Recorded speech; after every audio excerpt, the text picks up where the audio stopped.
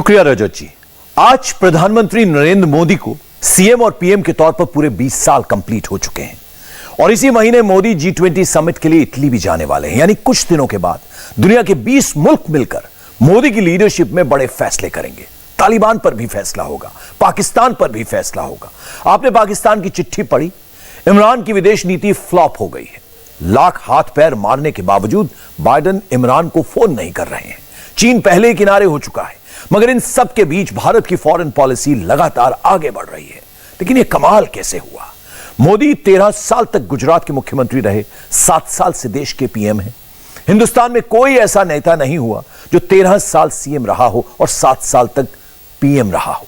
देश में मोदी इकलौते ऐसे नेता हैं जिनकी पॉपुलैरिटी इंडिया में भी है और दुनिया में भी है। ज्यादातर इंटरनेशनल सर्वेज में मोदी नंबर 1 आते हैं। आखिर मोदी ने फॉरेन पॉलिसी के जरिए यह कमाल कैसे किया और नरेंद्र मोदी किस नए मिशन की शुरुआत करने वाले हैं? इस रिपोर्ट से आपको सही और सटीक जानकारी मिलेगी।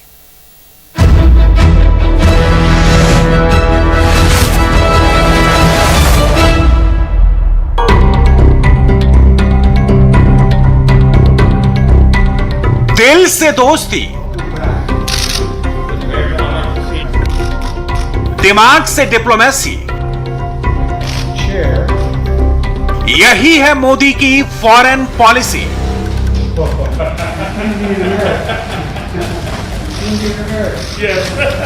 दोस्ती वाली डिप्लोमेसी दुनिया के सबसे ताकतवर देश के राष्ट्रपति के वेलकम बैक और मोदी के पर्सनल कनेक्ट से शुरू होती है। मेरे लिए बहुत खुशी की बात है कि फिर से एक बार आपसे मिलने का मौका मिला।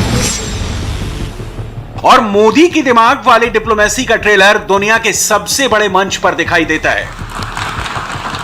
UNGA में 192 देश तालिबान पर या तो कुछ नहीं करते या दबी जुबान में बोलते हैं, लेकिन मोदी बीच की लाइन नहीं पकड़ते। वर्ल्ड के सबसे बड़े स्टेज पर आते हैं और तालिबान पर खुलकर बोलते हैं।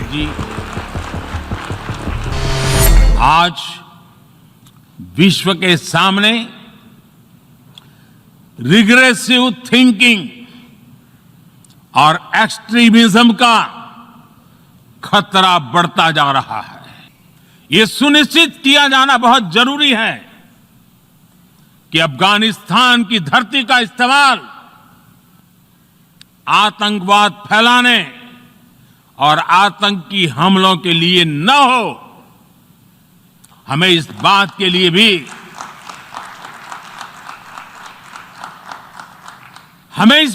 लिए भी सतर्क रहना होगा कि वहां की नाजुक स्थितियों का कोई देश अपने स्वार्थ के लिए एक टूल की तरह इस्तेमाल करने की कोशिश न करें। इस समय अफगानिस्तान की जनता को, वहां की महिलाओं और बच्चों को, वहां की माइनॉरिटीज को मदद की जरूरत है और इसमें हमें अपना दायित्व निभाना ही होगा। मोदी की फॉरेन पॉलिसी का फंडा क्लियर है। जहां कड़क होना है वहां कड़क बात ही होगी, जहां करारा जवाब देना है वहां वैसी भाषा ही इस्तेमाल होगी। मोदी के लिए दोस्ती और दुश्मनी दोनों की लाइन बहुत क्लियर है। UNGA में तालिबान पर बात होनी चाहिए थी, मगर खुलकर बोलने की हिम्मत किसी ने नहीं दिखाई। आतंकवाद पर बात होनी चाहिए थी, मगर सबने चुप्पी साध ली। लेकिन इन दोनों ही मुद्दों पर प्रधानमंत्री नरेंद्र मोदी ने इंडिया की पॉलिसी एकदम स्पष्ट कर दी। पीएम मोदी ने डंके की चोट पर एक एक बात डिटेल में समझाई, फिर चाहे वो अफगानिस्तान का मामला हो या फिर पाकिस्तान से संबंधित।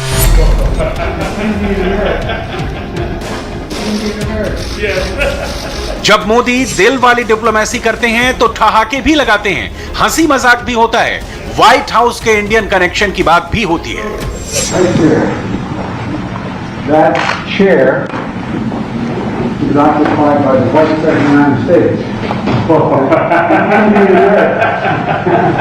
Indian American. Yes. We've been proud. I'm proud too.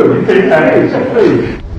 इन तस्वीरों का एक एक फ्रेम गवाह है कि विदेशी राष्ट्राध्यक्षों के साथ मिलते वक्त प्रधानमंत्री मोदी की पर्सनल बॉन्डिंग साफ दिखती है। प्रधानमंत्री बिल्कुल सहज होते हैं। अमेरिकी राष्ट्रपति के हाथों में देखा नोट बताता है कि 7 सालों में इंडिया की फॉरेन पॉलिसी कहां से कहां पहुंच गई है। अमेरिकी राष्ट्रपति पहले से तैयार किए गए नोट से हटकर अपने सरनेम वाला दिलचस्प किस्सा सुनाते हैं और मोदी भी मजेदार तरीके से उसका जवाब देते हैं। आपने भारत में बाइडेन सरनेम के लोगों के सामने अपना डिटेल में जिक्र किया। आपने मेरे साथ भी इस बात का उल्लेख किया था। बाद में मैंने काफी कुछ कागजात खोजने की कोशिश की है। कागजात में लेकर के भी आया हूँ। हो सकता है शायद उसमें तो कुछ आगे का निकल आए, आपको कुछ काम आए। अमेरिकी उपराष्ट्रपति कमला हैरिस के ऑफिस की बालकनी में मोदी घूमते फिरते सीरियस बातें भी करते हैं और कमला हैरिस को उनके दादा से जुड़ी निशानियों के साथ साथ गुलाबी मीनाकारी शतरंज का सेट भी गिफ्ट करते हैं।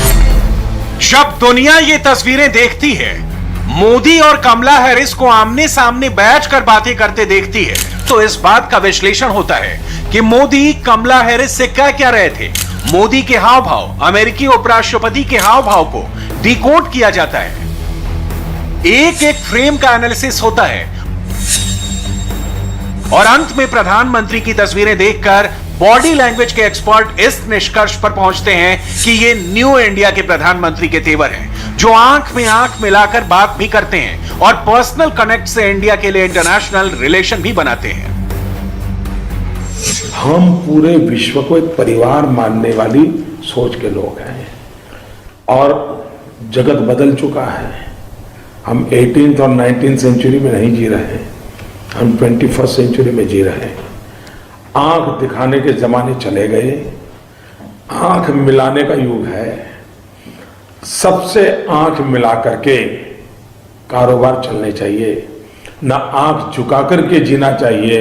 वैश्विक तौर पर मैं कहूंगा हमें सबसे आंख मिला करके काम करना है। 4 दशकों में मोदी भारत के पहले ऐसे प्रधानमंत्री हैं जिन्होंने अमेरिका के 3 अलग अलग राष्ट्रपतियों से इन पर्सन एंगेज किया है। पहले बराक ओबामा, फिर डोनाल्ड ट्रंप और अब जो बाइडेन। बाइडेन से मीटिंग के तुरंत बाद खबर छप जाती है, Biden needs India to counter China. चर्चा शुरू हो जाती है कि मोदी के साथ मिलकर बाइडेन 21वीं सदी की दशा और दिशा तय करने वाले हैं।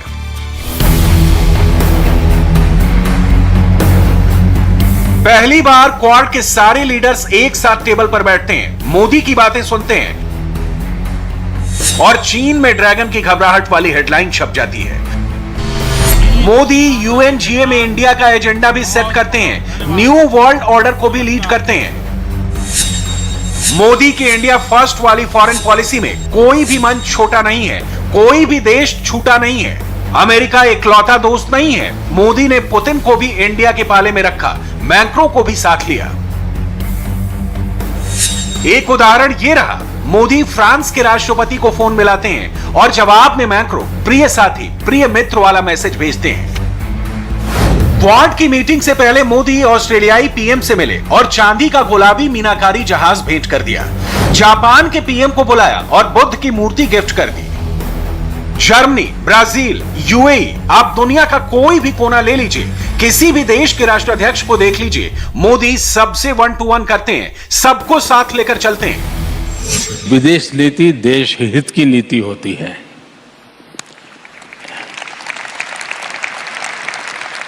इंडिया फर्स्ट, बस उसका सेंटर पॉइंट यही है, इंडिया फर्स्ट। भारत के स्ट्रेटेजिक जो हित है उसकी रक्षा हो। भारत आर्थिक दृष्टि से फले फूले, दुनिया में जहां जगह हो वहां पहुंचे। और तीसरी बात है कि आज वक्त बदल चुका है, पूरी दुनिया इंटरडिपेंडेंट है। दुनिया का कोई देश एक खेमे में भी नहीं है और वो खेमे वाला युग भी पूरा हो चुका है। हर कोई हर किसी से जुड़ा हुआ है। मोदी ऐसा कहते हैं तभी तो यह हेडलाइन छपती है कि मोदी ने भारत की विदेश नीति बदल कर रख दी। तभी तो दुनिया कहती है यह मोदी युग की विदेश नीति है। आप सोचेंगे कि 7 सालों में ऐसा क्या हुआ, विदेशों में इंडिया का मान इतना कैसे बढ़ा, भारत के लिए भविष्य की राह इतनी आसान कैसे हुई। 1994 में जब मोदी पहली बार अमेरिका गए थे तो व्हाइट हाउस के गेट के बाहर सामान्य विजिटर की तरह खड़े थे और 27 साल बाद अमेरिका के बुलावे पर व्हाइट हाउस की बालकनी में खड़े होकर इंडिया की ताकत को रिप्रेजेंट करते दिखे। आपका एक सीक्रेट मेरे पास में, एक तस्वीर, वो मैं जरा लोगों को दिखाना चाहता हूं। कहां से कहां आप पहुंच गए। जब आप पहले अमेरिका गए थे तो कैसे आप व्हाइट हाउस के बाहर खड़े हैं, ये तस्वीर मैं जरा आपको दिखाना चाहता हूं।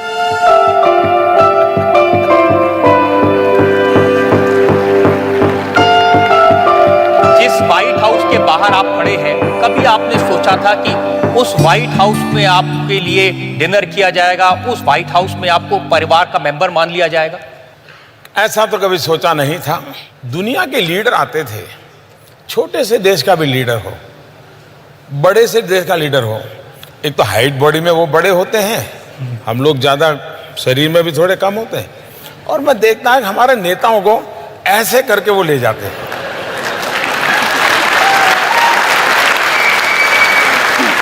ये चीज मुझे बड़ी अखरती थी। मेरे देश के प्रधानमंत्री किसी भी दल की क्यों ना हो, ये बाहर वाले ऐसा करके ले जाते हैं। मेरे मन में रहता था मेरा देश स्वाभिमान से खड़ा होगा, ये मेरे मन में भाव भरा पड़ा था। ये क्यों था मैं नहीं जानता, और इसलिए मुझे 2014 में पूछा तो मैंने कहा था न मैं आंख झुका के बात करूंगा, न मैं आंख उठा के बात करूंगा, मैं आंख मिला के बात करूंगा। ये सब कुछ 1 या 2 दिन में नहीं हुआ, इसके पीछे 7 साल की अचूक प्लानिंग है। ये भारत की वही विदेश नीति है जो 2014 से पहले ना तो नजर आती थी और ना ही किसी को समझ में आती थी, मगर पिछले 7 सालों में मोदी के हर विदेशी दौरे पर पब्लिक की नजर रहती है। पहले के प्रधानमंत्री की विदेश नीति रूटीन की तरह चलती थी। अफसर तय करते थे प्रधानमंत्री क्या करेंगे, क्या कहेंगे, कितना बोलेंगे, कितना चुप रहेंगे। अब मोदी तय करते हैं कि दिल से कितना काम लेना है और दिमाग से कैसे राष्ट्रहित के बारे में सोचना है। जो नया वर्ल्ड ऑर्डर तैयार होगा, और होना ही है, किस रूप का होगा, कैसा होगा, कौन उसको इनिशिएट करेगा, वो तो वक्त बताएगा। हमें भी एक मजबूत प्लेयर के रूप में उभरना होगा। नए वर्ल्ड ऑर्डर में भारत को अपनी जगह बनाने के लिए भारत को सशक्त होना पड़ेगा, समर्थ होना पड़ेगा, और उसका रास्ता है आत्मनिर्भर भारत। मोदी की सफल विदेश नीति की कामयाबी के टेक्निकल जवाब तो कई सारे हैं, मगर असली जवाब है नरेंद्र मोदी के लिए कोई लीडर बहुत बड़ा नहीं होता और वो किसी लीडर को छोटा नहीं समझते। विदेशी राष्ट्राध्यक्षों के साथ मोदी की गहरी दोस्ती और कभी ना टूटने वाला कनेक्शन। 2015 में मोदी मॉस्को पहुंचे, पुतिन से मिले, टेबल पर नाश्ता किया और अनमोल गिफ्ट दे दिया।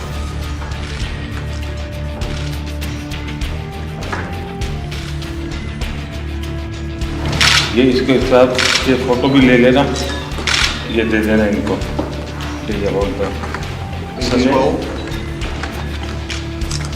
नागरी लिपि में गुजराती भाषा है। भूटान के किंग दिल्ली आए, मोदी से मिले और मोदी ने तोहफे में भूटान के प्रिंस को फुटबॉल गिफ्ट कर दिया।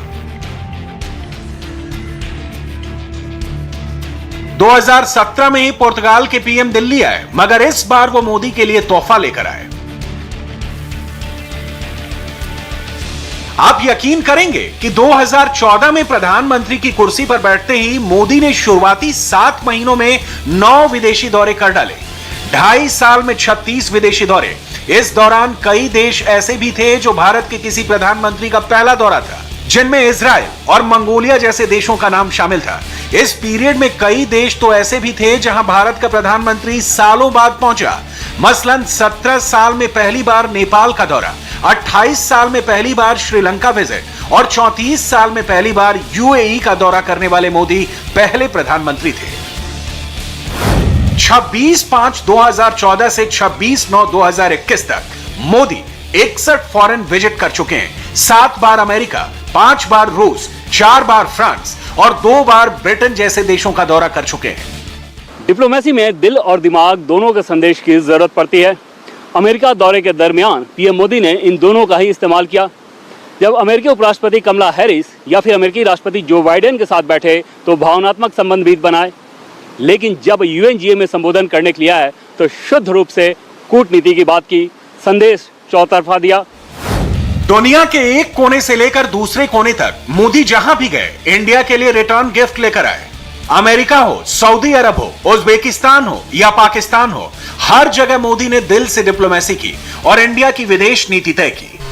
मोदी जी 5 साल पहले जब प्रधानमंत्री बने तो सबसे बड़ी चिंता लोगों की थी, भाई ये तो गुजरात के मुख्यमंत्री रहे, कोई अनुभव नहीं है, विदेश नीति कैसे चलेगी। कोई विदेशों में पढ़ा हुआ व्यक्ति ने एक चाय वाला इतने बड़े बड़े दुनिया के राष्ट्राध्यक्ष इतना नॉर्मल। मुझे जब शपथ का निमंत्रण मिल गया और मैंने सारे देश के नेताओं को इनवाइट किया तो सारे पंडितों के लिए समस्या हो गई कि ये क्या हो गया कि ये शपथ अभी लिया नहीं है और इसने ऐसा ही तीर छोड़ दिया। तो वहीं से फिर यात्रा शुरू हुई। मैं विदेश नीति की सफलता के पीछे दुनिया के देशों की भारत के प्रति जो भाव जगा है उसका सबसे पहला क्रेडिट इस देश के 130 करोड़ नागरिकों को देता हूं। आपने अगर पूरी तरह एनालिसिस किया होगा तो मैं कभी ये कोशिश नहीं करता हूं कि जो नेता मुझे मिल रहा है उसके विषय में मैंने क्या पढ़ा है, क्या सुना है, उसका बैकग्राउंड क्या है, वो क्या सोचता है। जब मैं 1 to 1 मिलता हूं तो मैं उन बैगेजेस को दिमाग में भर के नहीं मिलता हूं। वो जैसा है वैसा मैं उनसे मिलता हूं और मेरे फर्स्ट एक्सपीरियंस के आधार पर चीजों को मैं स्टेप बाय स्टेप आगे ले जाता हूं। कोई भी बात करूं, मेरे दिल में कभी ये इच्छा नहीं रहती है कि मैं अपना प्रभाव छोड़ के आऊं। ये बिल्कुल मेरे मन में इच्छा नहीं रहती। मेरे दिल में एक ही भाव रहता है, मैं उसे हिंदुस्तान के लिए आकर्षित करके ले जाऊं वापस, उसको भारत के लिए अट्रैक्ट करूं। पहले क्या होता था, हमारे ऐसी सरकारें चली उस परिवार को ही प्रोजेक्ट करते रहे दुनिया में, परिवार को ही, मेरे दादा, मेरे नाना, मेरे पिता, मेरी माँ वगैरह वगैरह।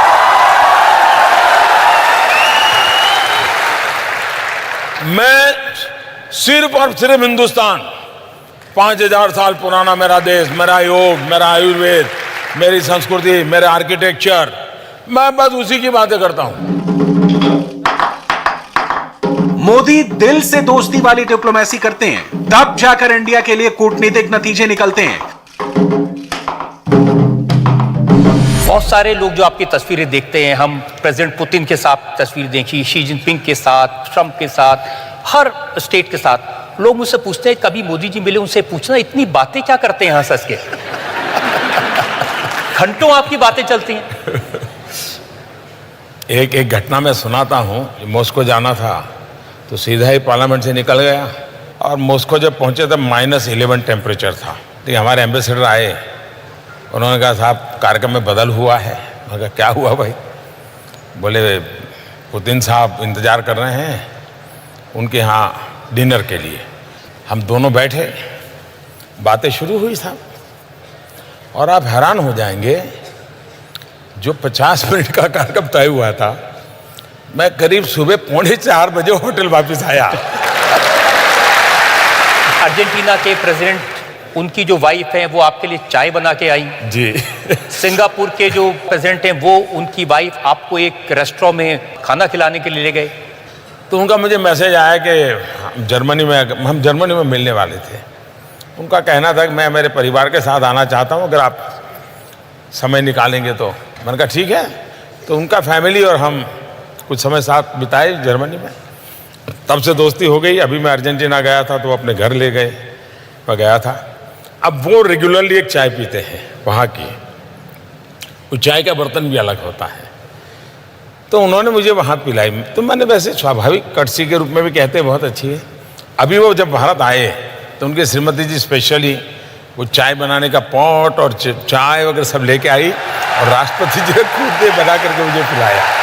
एक बार सिंगापुर में एक कार्यक्रम के लिए मुझे निमंत्रित किया गया था, मैं कीनोट स्पीकर था सिंगापुर। तो वहाँ इंडियन एक गली है, इंडियन रेस्टोरेंट्स है, एक 6 टेबल वाली छोटी सी रेस्टोरेंट में मुझे ले गए। तो बाकी लोग बैठे हुए थे, 1-2 टेबल वालों को रिक्वेस्ट करके खाली किया और वहाँ हम खाए और उन्होंने सारी इंडियन डिशें, साउथ इंडियन, वो सब मंगवाई और मुझे खिलाई और हम 3 ही लोग बैठे थे, बाकी लोग अपना खाना खा रहे थे।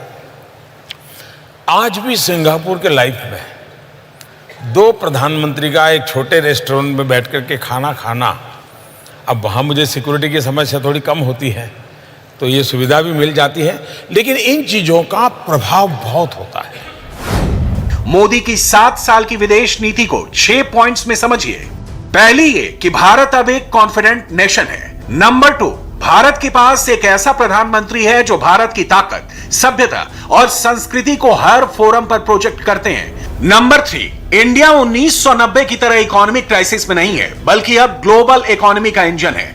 नंबर 4, भारत सिर्फ दूसरे देशों की बराबरी नहीं कर रहा, बल्कि कई क्षेत्रों में अनडिस्प्यूटेड ग्लोबल लीडर है। नंबर 5, 21वीं सदी का नया स्ट्रेटेजिक थिएटर एशिया में है और इस स्ट्रेटेजिक गेम में बिना भारत जैसे प्लेयर के जीत हासिल नहीं हो सकती। और नंबर 6, इनवर्ड लुकिंग इंडिया का जमाना गया।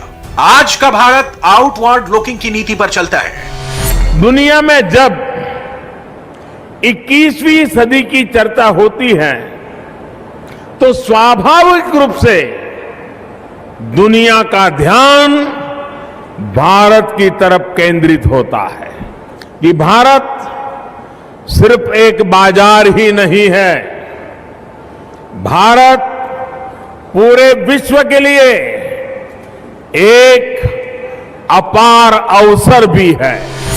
आज विश्व मंच पर भारत की बात सुनी जाती है। इस विषय में भारत क्या सोचेगा, ये आज दुनिया को पहले सोचना पड़ता है। आज विश्व में कोई निर्णय होते हैं तो निर्णय के पहले आप पेरिस एग्रीमेंट देख लीजिए। पेरिस एग्रीमेंट का फाइनल होने से पहले लगातार दुनिया की बड़ी बड़ी हस्तियां टेलीफोन पर भारत से बात करती थी कि ये शब्द रखे या न रखे। यानी आज भारत ने अपनी जगह बना दी है और भारत ने पैलेस्टाइन और इजराइल के बीच में तनाव होगा, लेकिन पैलेस्टाइन इजराइल दोनों हमारे दोस्त हो सकते हैं।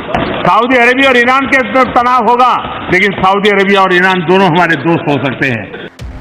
बहुत कम लोगों को यह बात पता होगी कि बतौर प्रधानमंत्री मोदी की विदेश नीति के पीछे बतौर मुख्यमंत्री उनके गुजरात मॉडल और फॉरेन पॉलिसी का भी बड़ा रोल है। गुजरात के सीएम के तौर पर मोदी ने होमवर्क शुरू कर दिया था। गुजरात में विदेशी निवेश लाने के लिए मोदी पूरी प्लानिंग से लगे रहे। उस दौरान वो जापान भी गए, चीन भी गए, सिंगापुर भी गए, साउथ कोरिया भी गए। जापान के पूर्व पीएम शिंजो आबे के साथ मोदी ने सीएम रहते हुए नजदीकी रिश्ते बना लिए थे। वाइब्रेंट गुजरात कॉन्क्लेव में भी मोदी को विदेशी मेहमानों को करीब से समझने का मौका दिया। 2014 के पहले तक केंद्र में बैठी सरकार भारत की विदेश नीति को लेकर किसी भी तरह के जोखिम से बचती थी, लेकिन मोदी की विदेश नीति में इंडिया को नई भूमिका दिलाने के लिए रिस्क फैक्टर से कोई समझौता नहीं किया गया। दशकों तक एक सतर्क विदेश नीति पर चलने वाला भारत ग्रेट पावर गेम में तेजी से आगे बढ़ने लगा। मोदी की विदेश नीति में चीन सबसे बड़ी चुनौती रहा है, मगर मोदी ने लुक ईस्ट पॉलिसी को एग्रेसिव एक्ट ईस्ट पॉलिसी में तब्दील करके पूरा गेम ही चेंज कर दिया। एक सर्वे के मुताबिक भारत की 72% युवा आबादी मोदी की विदेश नीति को फुल मार्क्स देती है। चीन के खिलाफ मोदी सरकार के अप्रोच को 78% युवाओं का समर्थन हासिल है। 64% युवा क्वाड को मजबूत करने के पक्षधर हैं। 78% युवाओं को लगता है कि अगले 10 सालों में अमेरिका भारत का लीडिंग पार्टनर होगा। 62% युवा ऑस्ट्रेलिया, 57% जापान, रूस और ब्रिटेन, जबकि 54% युवाओं को लगता है कि फ्रांस भारत का लीडिंग पार्टनर होगा। इंडिया के माइंडसेट में आए इस बदलाव का बड़ा क्रेडिट नरेंद्र मोदी और उनकी विदेश नीति को जाता है। विदेशों में इंडियन डियास्पोरा तो पहले से भी था। बस पता नहीं चलता था, मगर मोदी ने हर मौके पर अप्रवासी भारतीयों को इंडिया के ब्रांड एम्बेसडर के तौर पर प्रोजेक्ट किया, हर लोकेशन पर इसका जिक्र किया। इसीलिए हर बार दुनिया के कोने कोने से यही आवाज आई कि मोदी है तो मुमकिन है। भारत माता की। हमारे नौजवान माउस को घुमाते हैं, सारी दुनिया को डुलाते हैं।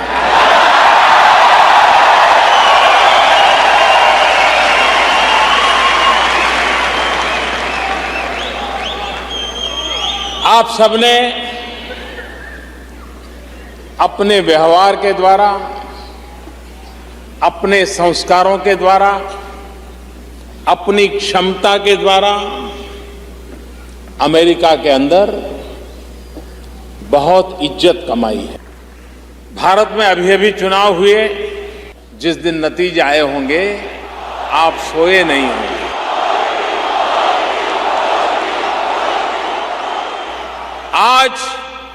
आज मैं सबको थैंक्स कहता हूं।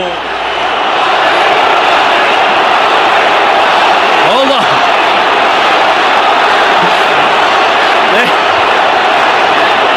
Hold on.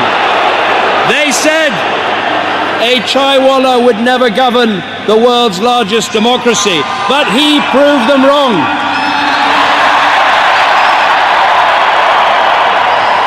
He rightly said, Ache din anawali hai.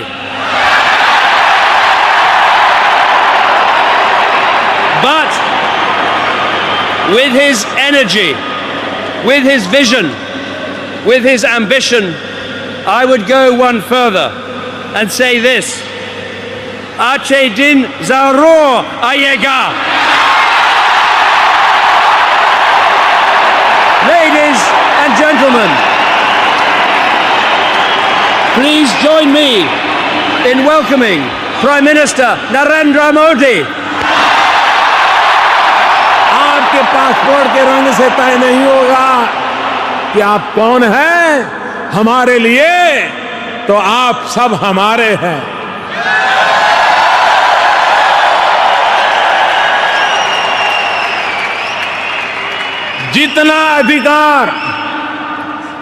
जितना अधिकार हिंदुस्तान पर नरेंद्र मोदी का है, उतना ही अधिकार आप सबका भी है।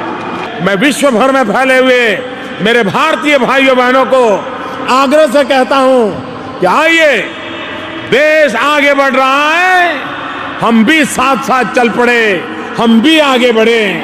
मेरे साथ पूरी ताकत से बोलिए,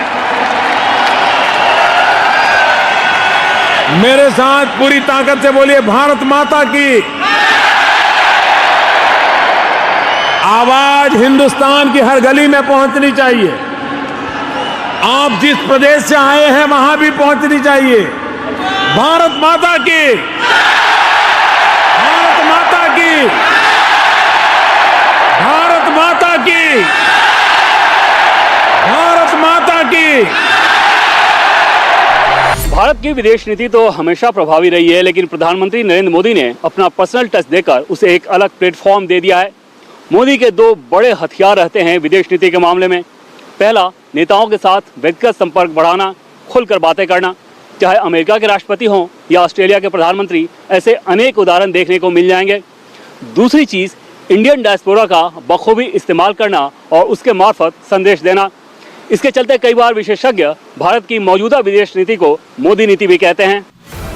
विदेश मंत्री में मोदी का स्टैंड हमेशा क्लियर रहा, या तो दोस्ती कर लो या दुश्मनी कर लो। मोदी की लीडरशिप में इंडिया का नेक्स्ट बिग चैलेंज है यूएनएससी की स्थायी सदस्यता हासिल करना। भारत की कूटनीति ने पिछले 7 साल में इसकी नींव रखी और अब उसी नींव पर संयुक्त राष्ट्र सुरक्षा परिषद में भारत की एंट्री किसी भी वक्त हो सकती है, क्योंकि मोदी के दोस्तों का फुल सपोर्ट इंडिया को है। मोदी की विदेश नीति का अगला बिग पॉइंट होगा संयुक्त राष्ट्र संघ के सुरक्षा परिषद में भारत को अस्थायी सदस्यता दिलाना। पिछले 7 साल में भारत ने सुरक्षा परिषद की अस्थायी सदस्यता के लिए हर उस मुल्क का समर्थन लिया है जिसके समर्थन की उससे जरूरत थी। कई बार ऐसा लगा कि बात बन गई, लेकिन आखिरकार चीन ने अड़ंगा डाल दिया।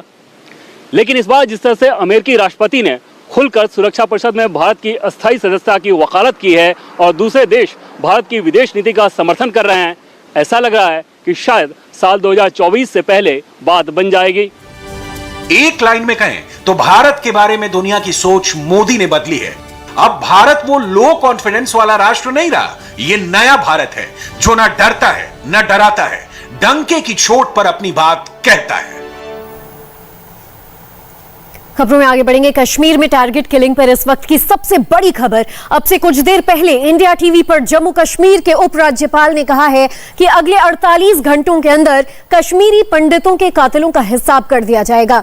मनोज सिन्हा ने वक्त भी बताया। उन्होंने कहा है कि कल शाम या परसों तक आतंकवादियों पर पक्की खबर आपके सामने होगी। कश्मीर का माहौल खराब करने के लिए कुछ आतंकवादियों ने धर्म देखकर टारगेटेड किलिंग की है।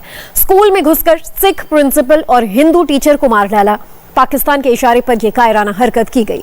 आतंकियों का भी सफाया होगा और उनके आकाओं का भी। बस कुछ घंटे में एक बड़ा ऑपरेशन होने वाला है। ये सिर्फ मुसलमान भाई को बोल रहा है कि हमारे साथ खड़े हो जाए। बस 90 के बाद मुझे लगता है 21 एक और पहले पंडित का एक्सीडेंट हुआ, अब ना मुझे लगता है सरदार का एक्सीडेंट ना कहीं हो जाए। ये मेजॉरिटी की हमें आश्वासन चाहिए।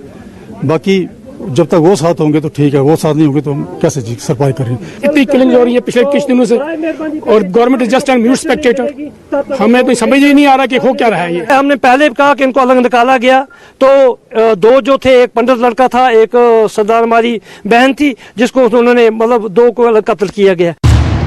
सुना आपने, कश्मीर में आतंकवादियों के निशाने पर अब कश्मीरी पंडित हैं, उनके निशाने पर सिख हैं, उनके निशाने पर दूसरे राज्यों से कमाने आए लोग हैं, उनके निशाने पर पुलिस भी है।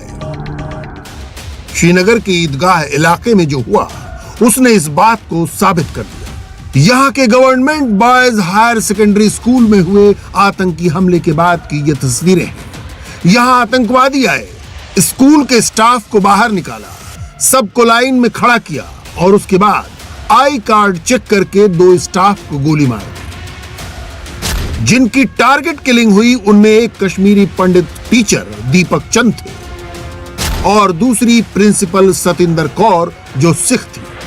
हम इस वक्त ईदगाह के गवर्नमेंट हायर सेकेंडरी स्कूल में मौजूद है, जहां पर अब से थोड़ी देर पहले मिलिटेंटों ने स्कूल की प्रिंसिपल और एक टीचर को क्लोज रेंज से गोली मारकर उनकी हत्या कर दी है। इसी जगह पर जो है दोनों टीचर्स और प्रिंसिपल की जो है उनकी गोली मार दी गई। आप देख सकते हैं यहाँ पर अभी भी खून के निशान जो है वो साफ तौर पर देखे जा सकते हैं। और ये उनका रूम था जहाँ पर टीचर थी और बताया जा रहा है कि जैसे ही 3 बंदे उस स्कूल के अंदर में आए तो उन्हें बुलाया गया और यहाँ पर दोनों को नज़दीक से पिस्टल से क्लोज रेंज से गोली मारी गई और दोनों की डेथ हो गई। यहाँ पे था अंदर कमरे में, हम चाय पी रहे थे, हमारी टी ब्रेक चल रही थी, हम चाय पी रहे थे तो हम बाहर शोर हुआ कुछ, तो इसी आसमान में गन शॉट्स हुए, बस इतना ही सुना हमने। जब गन शॉट हम शॉक हो गए उधर ही, जो ये मतलब फिर लोकल उसकी मदद से लोकल जब आए यहाँ तो हम भी फिर बाहर निकले तो हमने देखा यहाँ पे मैम और दूसरा टीचर था वो गिरा हुआ था वहाँ पे, बस इतना ही देखा हमने। जो टीचर थी प्रिंसिपल मैम जी, कहाँ रहती थी कुछ? वो आलूची बाग में रहती है।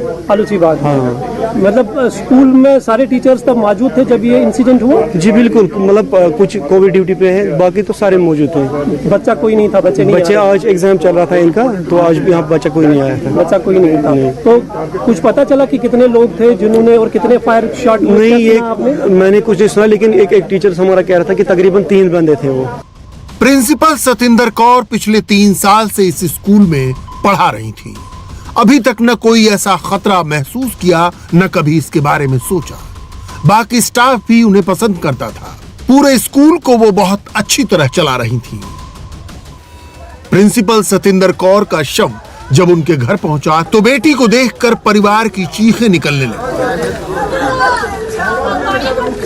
पुरसा देने के लिए जो लोग आए थे उनमें सिख भी थे और मुसलमान भी। स्कूल प्रिंसिपल सतिंदर कौर का शव उनके घर पहुंच चुका है। घर में किस तरह का माहौल है ये तस्वीरें अपने आप में बयान करने के लिए काफ़ी है। पूरा परिवार जो है वो गम में डूबा हुआ है, रो रो कर पूरे परिवार का बुरा हाल है और सब यही सवाल कर रहे हैं कि आखिर इस महिला ने क्या कसूर किया था, क्यों इसे मौत के घाट उतार दिया गया। तमाम मेजॉरिटी भाइयों से अपील करते हैं कि इस भाईचारे को कामयाब रखने के लिए इस कश्मीरियत को कामयाब रखने के लिए सब बाहर आओ और जो हमारी बच्ची का कत्ल किया गया है इसको सामने आकर इस कातिल को ढूंढ कर सजा दो, उसको सलाखों के पीछे भेजो। आज एक डिस्ट्रक्टिव किलिंग, अब एक स्कूल में घुसते और वहां से निकाल कर you just drag it out and reduce her with the bullets, this will not be tolerated. ये कभी बर्दाश्त नहीं होगा, नाकाबिले बर्दाश्त है। हमारी माँ की सोच बहुत छोटी सी मिनॉरिटी, यहाँ पे 2-3-4 इलाके हमारे हैं। इस तरह अगर एक करके मरते रहे तो क्या ससुराल वालों का कहाँ रहेंगे।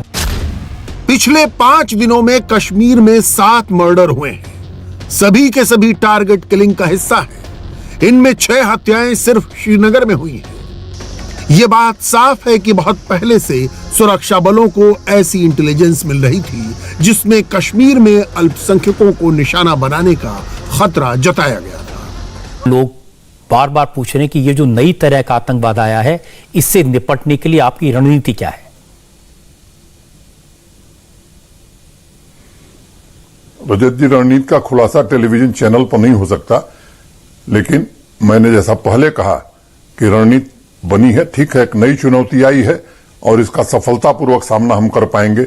और मुझे लगता है कि कल शाम या परसों जब आपसे हमारी बात होगी तो आपको भी प्रसन्नता होगी कि नहीं, जम्मू कश्मीर में लोगों की सुरक्षा की दृष्टि से, आम आदमी के जान माल की हिफाजत की दृष्टि से प्रभावी कदम उठाया गया है। उनके परिजनों के जो आंसू बहे हैं, एक एक आंसू के बूंद का हिसाब सूद सहित तो कायदे से किया जाएगा। आतंकवाद फैलाने की जो कोशिश कुछ लोग यहाँ हैं और कुछ लोग उनके आका हैं जो कहीं और बैठे हैं, मैं बहुत जिम्मेदारी से बात कहना चाहता हूं कि फोर्सेस को पूरी आजादी दी गई है कि इस तरह के तत्वों से निपटने के लिए जो भी आवश्यक है वो तुरंत कार्रवाई करनी चाहिए। श्रीनगर में जो 2 हत्याएं हुई उनमें 2 टारगेट किलिंग तो कश्मीरी पंडितों की हुई।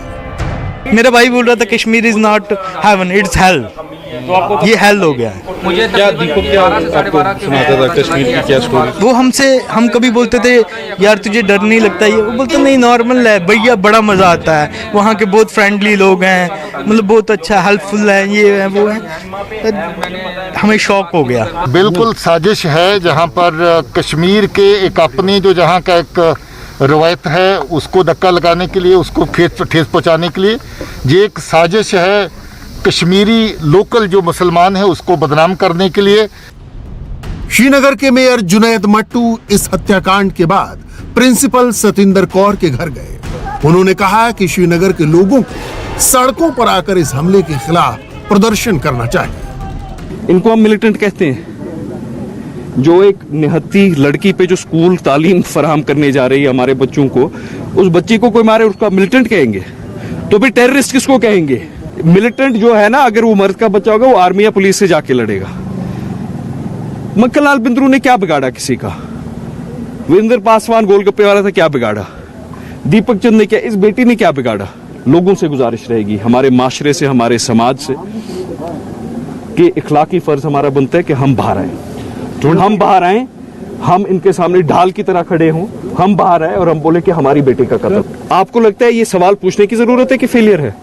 दिन दहाड़ी किसी स्कूल में जाके 2 टीचर एग्जीक्यूट होते हैं। बिंद्रू मेडिकेट की लोकेशन आपको पता है, ये सबको पता थी that if chemist will be targeted 2-3 हफ्ते से, और ये अयान बात हो गई, देयर वर इनपुट्स। आपको कहीं पे विजिबल प्रेजेंस दिखी पुलिस की उन इंस्टॉलेशंस पे? जिस तरह से कश्मीर में मर्डर हो रहे हैं उससे जाहिर है यहाँ अल्पसंख्यक यानी कश्मीरी पंडित और सिख परेशान होंगे, और उनका इस तरह घबराना लाजमी है। ऐसा इसलिए क्योंकि ये हत्याएं टारगेट करके की जा रही हैं।